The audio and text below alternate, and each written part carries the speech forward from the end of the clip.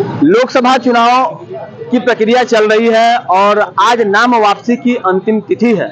इसके साथ ही आज तमाम कैंडिडेट जो हैं उन्हें सिंबल भी अलॉट कर दिया जाएगा। इस बीच आज थोड़ी देर पहले अनुपमा सिंह, जो कि महागठबंधन की प्रत्याशी हैं, कांग्रेस की प्रत्याशी हैं, वो वकीलों से वोट मांगने पहुंची थी। और एक प्रथा चली आ रही है कि जो भी प्रत्याशी है वो अलग अलग जगहों पर जाकर लोगों से वोट की मांग करता है। इसी क्रम में कभी भाजपा के प्रत्याशी आएंगे, कभी कांग्रेस के प्रत्याशी आएंगे। ये तमाम लोग यहाँ पर आकर के वकीलों के बीच अपनी बातों को रखेंगे और उनसे समर्थन और सहयोग मांगेंगे। आज हम धनबाद सिविल कोर्ट में वकीलों से बात करेंगे और उनसे जानेंगे कि उनके मन में इस बार किस प्रत्याशी के प्रति वोट देने की इच्छा है और उनको किस तरह की कमियां हैं जिसको लेकर वो इस मुद्दे पर वोट देने की कोशिश करेंगे। ब्रजेंद्र बाबू, आप वरिष्ठ अधिवक्ता हैं, कांग्रेस से भी जुड़े हुए हैं। ये बताइए कि यहाँ पर वकीलों की समस्या क्या है और आज जब अनुपमा जी यहाँ आई थी तो उनको किस तरह से सहयोग समर्थन क्या आप लोगों ने आश्वासन दिया? देखिए, यहाँ के अधिवक्ताओं ने तो उनको पूरा आश्वस्त किया है कि आप निश्चिंत रहिए, 25 तारीख को जो वोट होने जा रहा है उसमें हम लोग कांग्रेस को ही वोट करेंगे। और लगभग 90% अधिवक्ताओं ने यहाँ आश्वस्त किया है उनको कि हम लोग कांग्रेस को वोट करेंगे और महागठबंधन के प्रत्याशी को जिताने का काम करेंगे। जहाँ तक यहाँ के अधिवक्ताओं का सवाल है, यहाँ काफ़ी जरूरत है काम करने की। 15-20 वर्षों में अधिवक्ता संघ के साथ साथ धनबाद में 20 वर्षों से यहाँ कोई काम नहीं हुआ। न यहाँ से एक पैसेंजर ट्रेन भी चालू हुई, न यहाँ एयरपोर्ट हो सका, न यहाँ एक सुपर स्पेशलिटी हॉस्पिटल खुल सका, न यहाँ एक शिक्षा संस्थान खुल सका। जो 50 वर्षों से चल रहा है वही चल रहा है। आज धनबाद डाइंग सिटी के कगार पे आ गया है। इसलिए हमारे प्रत्याशी ने आज यहाँ के अधिवक्ताओं को भी सुना और यहाँ देखा कि किस स्थिति में यहाँ अधिवक्ता बैठते हैं, कैसे काम करते हैं। क्या परेशानी है? करीब 5000 के आसपास अधिवक्ता है, तो उनकी सबसे बड़ी परेशानी क्या क्या है? सबसे बड़ी परेशानी है कि अधिवक्ताओं को एडवोकेट प्रोटेक्शन एक्ट को बहुत कड़ाई से लागू करना चाहिए। वेलफेयर यहाँ लागू होना चाहिए और सभी अधिवक्ताओं का सरकार के साथ साथ हमारे अदालत को भी देखना चाहिए कि इन लोगों को क्या कमी है। इसलिए हम राज्य सरकार से और केंद्र सरकार से मांग करते हैं कि अधिवक्ताओं की सुरक्षा के लिए सबसे पहले और उनके वेलफेयर की व्यवस्था यहाँ किया जाए ताकि अधिवक्ता जन सुरक्षित रहे।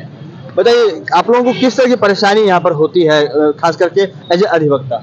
यहाँ पे हम अधिवक्ता यहाँ पर संख्या 5000 है और 5000 का सबसे पहले सिटिंग प्लेस की जरूरत है। जो अगर ये बनेंगी अनुपमा देवी जी, तो इनसे पहला गुजारिश यही करूँगा कि यहाँ पर हम अधिवक्ताओं के बैठने के लिए झारखंड सरकार के द्वारा कोई फंड दे जिससे यहाँ पर बैठने की सुविधा हो। और दूसरा, यहाँ पर जैसे थाना का जो रवैया है, हर थाना का जो रवैया है मनमाना, ये सब भी कंट्रोल करवाएंगे। ये बताइए, अगर हम बात करें देश के स्तर पर तो प्रधानमंत्री नरेंद्र मोदी का कार्यकाल अब तक का कैसा रहा है? नरेंद्र मोदी का जैसा कार्यकाल रहा, उन्होंने जैसे ही आए हैं उनके एक एक भाषण को अगर सुनेंगे बहुत अच्छा से तो आपको दिखेगा कि मित्रों, मुझे 50 दिन का मौका दीजिए, अगर मैं ना कर पाऊँ तो जो सजा दीजिएगा सरकार, जो पब्लिक जो सजा देगा हम लेने के लिए तैयार हैं। तो ये जो वादा किए हैं 50 दिन आप किस मुंह से मांगे? अगर 50 दिन से मांगे, 50 दिन मांगे, आपको 10 साल दिया गया, आप 50 दिन तो फिर आपको देखना चाहिए। इतना बड़ा डेवलपमेंट अगर नहीं हो तो 50 दिन तो मांगना नहीं चाहिए। इसका मतलब आप कहीं ना कहीं गुमराह कर रहे हैं। आप बताइए वकील साहब, पिछले 10 साल का अगर कार्यकाल देखें पीएम मोदी का, तो वो आपके नजर में कैसा है? बहुत अच्छा। अभी तक के इतिहास में नरेंद्र मोदी जैसा प्रधानमंत्री नहीं आया है और हम लोगों को नरेंद्र मोदी को वोट करना चाहिए, तब राष्ट्र मजबूत हो।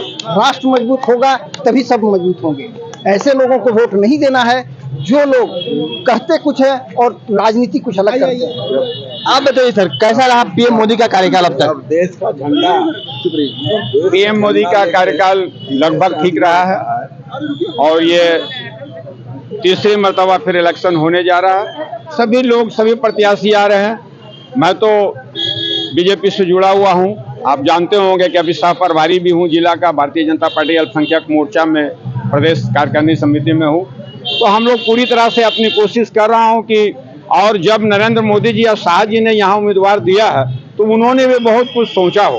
अभी अनुपमा जी आई थी यहाँ पर वोट मांगने के लिए, अगर डुल्लू महतो आएंगे तो उनको सहयोग मिलेगा कि नहीं मिलेगा? अधिवक्ताओं में हर तरह के लोग हैं, हर पार्टी के लोग हैं। तो हमारे जो लोग हैं वो बिल्कुल डुल्लू महतो को सपोर्ट कर रहे हैं और करेंगे, और जो अनुपमा जी के लोग हैं उनको सपोर्ट करते हैं। ये तो अभी देखने का 25 तारीख को अंतिम फैसला होगा और लोग सोच समझ के फैसला लेंगे कि क्या होना चाहिए। सर, अगर हम वकीलों की सुरक्षा की बात करें तो कौन कौन सी कानून में बदलाव की आवश्यकता है, और यहाँ पर धनबाद कोर्ट में और अधिक कितनी सुरक्षा की आवश्यकता है आप लोगों को? देखिए, सुरक्षा की आवश्यकता तो है ही है। हम लोग जनता के लिए काम करते हैं, जितने वकील हैं वो लोगों को इंसाफ दिलाने के लिए काम करते हैं। हमारे ऊपर, हमारे तमाम भाइयों के ऊपर एनी टाइम खतरा बना रहता है, तो उस खतरा को दूर करने के लिए प्रोटेक्शन, और जो अभी एडवोकेट प्रोटेक्शन एक्ट है इसको तो लागू होना ही चाहिए। हम लोग देखिए एक तरह से सरकारी काम करते हैं, हमारे लिए क्या है, कोई इंतजामात नहीं है, हमारे लिए ना पेंशन है ना कुछ नहीं, तो सरकार को इसको बनाना चाहिए। इस और जैसे इंश्योरेंस है, मेडिकल फैसिलिटीज है, ये सारी चीजें, और प्रोटेक्शन एक्ट को, एडवोकेट प्रोटेक्शन एक्ट को लागू करना चाहिए। आप बताइए भैया, अधिवक्ताओं को और अधिक सुरक्षा की आवश्यकता है क्या यहाँ पर? निश्चित रूप से आवश्यकता है, क्योंकि हम लोग बहुत से अधिवक्ता अभी भी आप लोग जो है कि खुले आसमान में नज़र आ जाएंगे, बैठने का व्यवस्था नहीं है और कोई सिक्योरिटी नहीं, क्योंकि हम लोग तो सभी तरह के लोगों का केस डील करते हैं, चाहे वो उग्रवादी हो या कोई भी गतिविधि में शामिल हो। तो हम लोगों को कुछ लोग जो है कि अपना दुश्मन की तरह ट्रीट करने लगते हैं, तो उसके लिए जरूरी है। दिनों मारपीट की घटना भी हो गई थी। हाँ, होती है। कुछ लोगों को दिमाग में बैठ जाती है ना कि वो अधिवक्ता जो है कि हमारे अगेंस्ट में कर रहा है। अरे भाई, हम लोग अगेंस्ट में नहीं कर रहे हैं, उनको ये समझना होगा कि हम तो अपना अपना पक्ष रख रहे हैं, लेकिन ये समझ नहीं होती। इसलिए कभी कभी जो है अधिवक्ताओं के साथ माने प्रिय अगेंस्ट में कर रहा है। अरे भाई, हम लोग अगेंस्ट में नहीं कर रहे हैं, उनको ये समझना होगा कि हम तो अपना अपना पक्ष रख रहे हैं, लेकिन ये समझ नहीं होती। इसलिए कभी कभी जो है अधिवक्ताओं के साथ माने प्रिय घटना हो जाती है, जो कि नहीं होना चाहिए। और सबसे बड़ी बात, चलिए ये बताइए, अनुपमा जी कैसी कैंडिडेट है, और अगर डुल्लू महतो आएंगे तो आप लोगों का सहयोग रहेगा या नहीं? हर एक इलेक्शन में पक्ष और विपक्ष होता है। प्रत्याशी का विजय एक ही होगा, जो अच्छे कैंडिडेट होंगे, जो अच्छे मेहनत करेंगे, जिनका मैनिफेस्टो अच्छा रहेगा, उनको लोग मतदाता जो है कि पसंद करेगा, उनका चुनाव होगा। आपकी नज़र में किसका मैनिफेस्टो बढ़िया है दोनों पार्टियों में? देखिए, मैनिफेस्टो में माना जाए तो सेंट्रल का जो सरकार है, मोदी सरकार के मैनिफेस्टो में बेरोजगारी और महंगाई पर उन्होंने कुछ भी ध्यान नहीं दिया है, और जबकि सबसे ज्वलंत मुद्दा है 10 साल में विदेश नीति से लोगों का और 5 किलो अनाज से पेट नहीं भरने वाला है, समझेगा ना। इसलिए नीति बना, लेकिन एक तबके के लिए वो 5 किलो अनाज बहुत बड़ी राहत है, जो एकदम गरीब तक का राहत नहीं है। 5 किलो अनाज से किसी का पेट नहीं भरता है, ये गलत है। जहाँ 80 करोड़ आप बोल रहे हैं कि देश का बहुत विकास हो गया, लेकिन पॉवर्टी लाइन तो देखिए आपका जो डाटा आ रहा है उसमें कितना नीचे है। ये तो जुमलों की सरकार रही, ना बेरोजगारी दूर किया, ना महंगाई दूर किए। बोलते हैं सबका साथ सबका विकास, लेकिन लेते हैं सबका साथ, करते नहीं है सबका विकास। आप बताइए सर, अभी तक जो सरकार, केंद्र सरकार का कार्यकाल रहा है 10 साल का, आपकी नज़र में कैसा है? मतलब बस मिला जुला के दिखाने वाला बात है, जुमलों वाला बात है। ऐसा कुछ विशेष विकास का काम नहीं हो रहा है। जो ये बोल करके आए थे कि हर साल 2 करोड़ नौकरी देंगे, 1 करोड़ क्या मतलब 1 लाख भी नौकरी नहीं दी। नौकरियां तो दी गई हैं। आप 2 करोड़ की नौकरी की बात है, तो 2 करोड़ के हर साल मिला क्या? जितनी इसलिए जो महंगाई की बात है, नौकरी की बात है, बेरोजगारी की बात है, इससे जो आम जनता त्रस्त है, इस पर काम होना चाहिए। और निश्चित रूप से जो है सरकार बदलने का जरूरत है। वकील साहब, आप बताइए, 10 साल में सरकार ने जो अपने वायदे किए थे पिछले मैनिफेस्टो में, उस पर किस हद तक खड़ा उतरी? लगभग मैनिफेस्टो में काम पूरा किया गया है। जहाँ तक बेरोजगारी की बात है, रोजगार मतलब केवल सरकारी नौकरी नहीं होती, बहुत सा रोजगार दिया जा रहा है। और भाजपा सरकार अच्छा काम कर रही है और इसको जिताना चाहिए। ये जीतेगा तभी देश में अच्छा काम हो पाएगा। इसके पहले वाले सरकार कभी इस तरह का काम नहीं। अभी हमने कई वकीलों से बात की, कुछ और लोग हैं उनसे बात करने का प्रयास करते हैं। सर बताइए, आपकी नज़र में धनबाद का प्रत्याशी कैसा होना चाहिए और कैसे लोगों को इस बार आप वोट करेंगे? देखिए, धनबाद का प्रत्याशी ऐसा ही होना चाहिए। जो मोदी सर ने जो अभी काम किया है, वो बच्चा से लेके बूढ़ा तक जान रहा है कैसा काम किया। उसको अच्छा किया या बुरा किया? अच्छा किया। जो हम लोग का तिरंगा है, यही युद्ध हो रहा था यूक्रेन से, एक झंडा दिखा के वहाँ का आदमी भी सुरक्षित वापस आया है। मोदी है तो मुमकिन है, और मोदी का ऐसा प्रधानमंत्री ये फर्स्ट इंडिया में इस बार है। मोदी का ऐसा न होगा, न है, न पीएम मोदी का कार्यकाल कैसा रहा? और विधायक जो है, एमपी जो है ना, बोलने दीजिए, एमपी जो है ना, ढुलू महतो मांझा हुआ है, और ढुलू महतो को सब चिंता है, बाकी किसी को नहीं चिंता है। ढुलू महतो जमीन ही नेता है। कहने का मतलब हमारे साथ कुछ और अधिवक्ता, उनसे बात करते हैं। ये बताइए कि पीएम मोदी का जो पिछले 10 साल का कार्यकाल है, आप लोगों की नजर में कैसा है?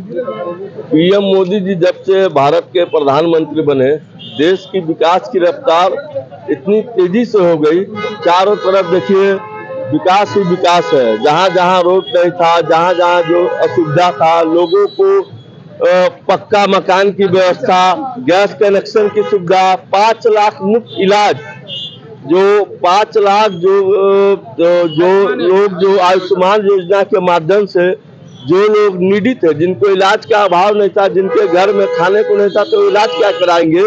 तो जब से नरेंद्र मोदी, क्योंकि वो जानते हैं, उन्होंने नजदीकी से गरीबी को देखा है, उनकी माँ दूसरों के घर में पानी भर के अपने बच्चों का जीवन यापन की, तो उन्होंने बहुत नजदीक से देखा है गरीबी। तो जैसे ही वो प्रधानमंत्री बने, लोगों के लिए 5 लाख रुपया का मुफ्त इलाज।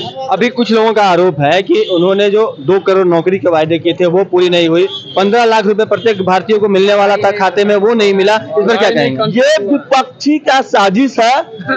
विपक्ष लोग हार रहे हैं, और जो अगले बार कांग्रेस को जो भी 40-50 सीट आया था, वो 10-15 सीट में सिमट के रह जाएगा। अनुपमा जी आप लोगों के पास आई थी वोट मांगने के लिए, आप लोगों ने आश्वासन दिया या नहीं? नहीं, हम लोग ने आश्वासन नहीं दिया। व्यक्तिगत की कोई लोग लेके घूम रहे हैं न्यायालय में, व्यक्तिगत विचार है, अब कोई इधर लेके घूम रहा है, कोई इधर लेके घूम रहा है, लेकिन बार के तरफ जो किसी को समर्थन नहीं है कि बार के अब कोई पदाधिकारी किसी को लेके घूम लेंगे तो उनका पूरा बार की तरफ से समर्थन हो जाएगा, ऐसा नहीं है। तो ढुलू महतो आएंगे तो उनको समर्थन मिलेगा क्या? एकदम ढुलू महतो भारी मतों से धनबाद से चुनाव जीतेंगे, और वो दिल्ली जाएंगे, मोदी जी के हाथ को मजबूत करेंगे, और क्या होगा 25 तारीख को पता चलेगा कि ढुलू महतो जीतेंगे या अनुपमा देवी। एक बात मैं बताता हूँ, ये बहुत अच्छी बात है, लेकिन हमें ऐसा लगता है कि ये जैसे कि कह रहे हैं कि क्या 5 किलो अनाज देने से आपकी जीविकापार्जन हो जाएगी? नहीं हो सकती। क्या आपको अगर 1000 रुपया पेंशन देने से क्या उसका जीविकोपार्जन हो जाएगा? क्या उसकी आज बीजेपी का चाहे तो जिसका भी हो, मैं वो नहीं कर रहा हूँ, आज गरीबों के बच्चे जा करके क्या कहते हैं उसको, आंगनबाड़ी दो प्रत्याशी एक मिनट मेरी बात सुनिए। दो प्रत्याशी आपके पास सामने हैं, बड़े बड़े जो हैं, एक भाजपा से, कांग्रेस से हैं, आप लोग किसके साथ? देखिए, किसके साथ नहीं, हम लोग न्याय के साथ, अन्याय के साथ नहीं।